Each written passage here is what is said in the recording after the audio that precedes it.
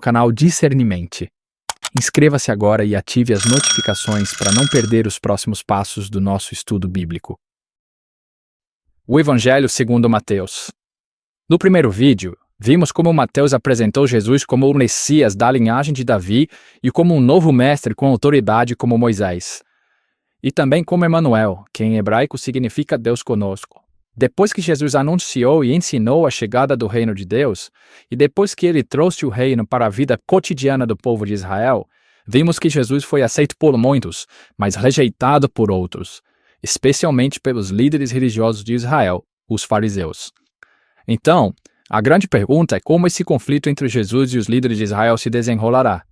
A próxima grande sessão, capítulos de 14 a 20, explora todas as diferentes expectativas que as pessoas têm sobre o Messias. Então Jesus continua curando pessoas enfermas, e 2 vezes ele até milagrosamente fornece comida para as multidões no deserto. Uma é composta de judeus, e a outra uma multidão não judia. E esse sinal é muito semelhante àquilo que Moisés fez por Israel no deserto. E assim todas essas pessoas estão empolgadas com Jesus. Eles acham que ele é o grande profeta e o Messias, mas não os líderes religiosos. A visão que eles têm do Messias é baseada nas passagens que encontramos em Salmos 2, ou Daniel capítulo 2, sobre o Messias vitorioso, que libertará Israel e derrotará os opressores pagãos. E do ponto de vista deles, Jesus é um falso mestre.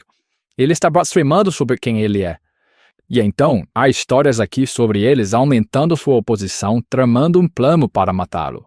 E assim, em resposta, Jesus se retira e começa a ensinar a seus discípulos mais próximos o que significa ser o Messias de Israel, porque ele não é quem as pessoas estão pensando. Então Jesus pergunta a seus discípulos no capítulo 16, quem vocês acham que eu sou? E Pedro dá a resposta certa aparentemente. Ele diz, bem, você é o Messias, o Filho de Deus vivo. Contudo, fica claro que Pedro está pensando em um rei que reinará vitoriosamente através do poder militar.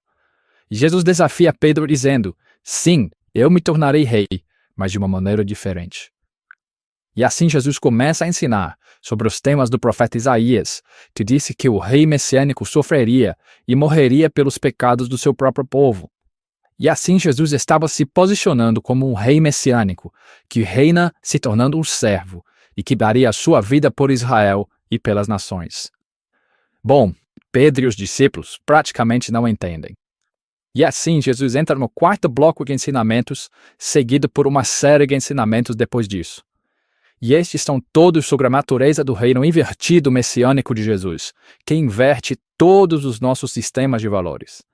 Assim, na comunidade do rei servo, você ganha honra servindo aos outros. E em vez de se vingar, você perdoa e faz o bem aos seus inimigos. E no reino de Jesus, você ganha verdadeira riqueza, dando a sua riqueza aos pobres. Para seguir o Messias servo, você deve se tornar o servo. Na próxima sessão, vemos os 2 reinos entrarem em conflito, o reino de Jesus e o do líder de Israel. Jesus vem a Jerusalém para a Páscoa, cavalgando em um jumento, e as multidões o saúdam como Messias. E Jesus imediatamente marcha para o pátio do templo e cria esse enorme alvoroço que interrompe os sacrifícios diários. Suas ações falam mais alto do que suas palavras aqui. Como rei de Israel, Jesus estava afirmando sua autoridade real sobre o templo, o lugar onde Deus e Israel se reuniam. E na visão de Jesus, o templo foi comprometido pela hipocrisia dos líderes de Israel. E aqui ele está desafiando a autoridade deles e, naturalmente, eles estão profundamente ofendidos. E assim, eles tentam encurralar Jesus e envergonhá-lo no debate público, mas falham. Então eles acabam decidindo que ele deve ser morto. Em resposta, Jesus entra a seu bloco final de ensinamentos. Primeiro ele oferece uma crítica impetuosa aos fariseus e sua hipocrisia. E depois ele chora por Jerusalém e a sua rejeição a Deus e o seu reino. Então Jesus se retira com os discípulos e começa a dizer-lhes o que acontecerá. Ele será executado por esses líderes. Mas ao fazer isso, eles criarão a sua própria morte. Porque, em vez de aceitarem o caminho de Jesus para o reino pacífico, eles tomarão o caminho da revolta contra Roma. E assim Jerusalém e seu templo serão destruídos. Porém, Jesus diz que este não é o fim da história. Ele será vindicado após a sua morte por sua ressurreição. E um dia ele retornará e estabelecerá o seu reino sobre todas as nações. E assim, enquanto isso, os discípulos precisam ficar alertas e permanecer comprometidos em apenas anunciar Jesus e o seu reino e espalhar as boas novas. E assim, com tudo isso nos ouvidos dos discípulos, a história chega ao clímax. Naquela noite, Jesus chama os discípulos e celebra uma refeição de Páscoa com eles. A Páscoa reconta a história do resgate de Israel da escravidão através da morte do Cordeiro Pascal. E Jesus toma o pão e o vinho desta refeição como novos símbolos, mostrando que a sua morte será um sacrifício que redimiria o seu povo da escravidão, do pecado e do mal. Depois da refeição, Jesus é preso e é levado a julgamento perante o Sinédrio, um conselho de líderes judeus, e eles rejeitam a sua pretensão de ser o Messias. Eles o acusam de blasfêmia contra Deus. Então Jesus é levado perante o governador romano, Pilatos, e ele acha que Jesus é inocente, mas cede à pressão dos líderes judeus e sentencia Jesus à morte por crucificação. Então Jesus é levado pelos soldados romanos e crucificado. Você notará aqui nessa seção que, assim como Mateus fez nos capítulos iniciais, ele aumenta o número de referências ao Antigo Testamento. Ele está tentando mostrar que a morte de Jesus não foi uma tragédia ou um fracasso, mas sim o surpreendente cumprimento de todas as antigas promessas proféticas. Jesus veio como um Messias servo mencionado por Isaías. Ele foi rejeitado pelo seu próprio povo, mas em vez de julgá-los, ele foi julgado em seu lugar, suportando as consequências dos seus pecados. Então, a cena da crucificação chega ao fim e o corpo de Jesus é colocado em um túmulo.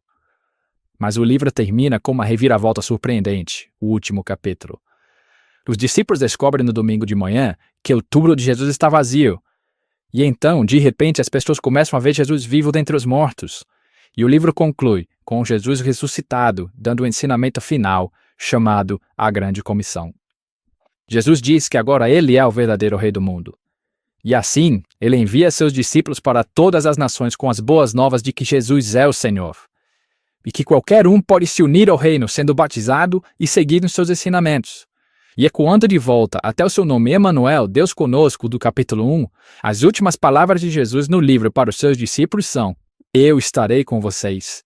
É uma promessa da presença de Jesus até o dia em que ele finalmente retornará. E este é o Evangelho segundo Mateus.